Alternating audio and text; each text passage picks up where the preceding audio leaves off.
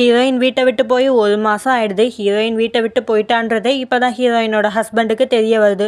Heroine வீட்டை விட்டு போனது இவனுக்கு ரொம்ப வசதி ஆயிடுது. செரீனாவை வீட்டுக்கே கூப்பிட்டு வந்து தங்க வச்சுக்கிறான். செரீனா ஹீரோயின் ஹஸ்பண்ட் முன்னாடி குழந்தைங்க மேலே ரொம்ப பாசமாக இருக்கிற மாதிரி நடிக்கிறான். அவன் இல்லாத டைமில் குழந்தைங்க கிட்ட ரொம்ப ரூடாக நடந்துக்கிறா. இப்போ தான் குழந்தைங்களுக்கு அம்மாவோட அருமையே புரியுது. ஹீரோயின் வெளிநாட்டில் அவளோட காலேஜ் சீனியரை மீட் பண்ணுறா. ஹீரோயினுக்கு காலேஜ் படிக்கும்போது இந்த சீனியர் மேலே க்ரஷ் இருந்திருக்கும். இந்த சீனியருக்கு இப்போ ஒரு குழந்தை இருக்குது. அவரோட குழந்தை கிடையாது, அவரோட அண்ணன் குழந்தை.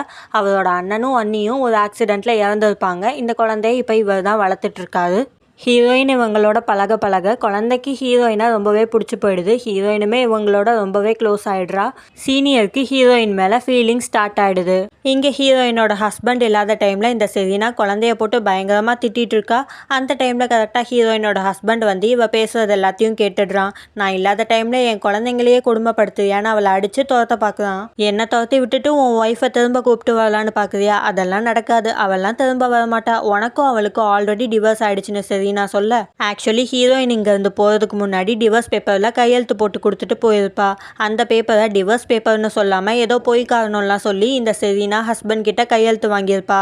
ஸோ அஃபிஷியலாக ஹீரோயினுக்கும் இந்த ஹஸ்பண்டுக்கும் டிவோர்ஸ் ஆயிடுச்சு. அந்த விஷயமே இவனுக்கு இப்போ தான் தெரிய வருது. உடனே செரீனாவை வீட்டை விட்டு துரத்தி விட்டுடுறான். இங்கே சீனியர் ஹீரோயின் கிட்ட என்னைய கல்யாணம் பண்ணிக்கிறியான்னு கேட்டு ப்ரப்போஸ் பண்ணிடுறான். அந்த ப்ரப்போசலுக்கு ஹீரோயினும் ஏன் சொல்லிடுறா. 2 பேரும் கல்யாணம் பண்ணிக்கலான்னு முடிவு பண்ணுறாங்க.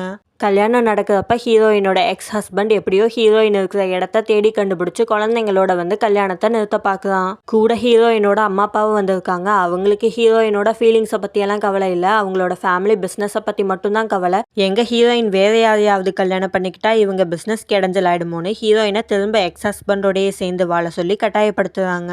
அவனோட திரும்ப போய் வாழ்றதுக்கு சாவதே மேல்னு ஹீரோயின் கழுத்தில் கத்திய வச்சுட்டு மிரட்ட ஆரம்பிச்சிடுறா.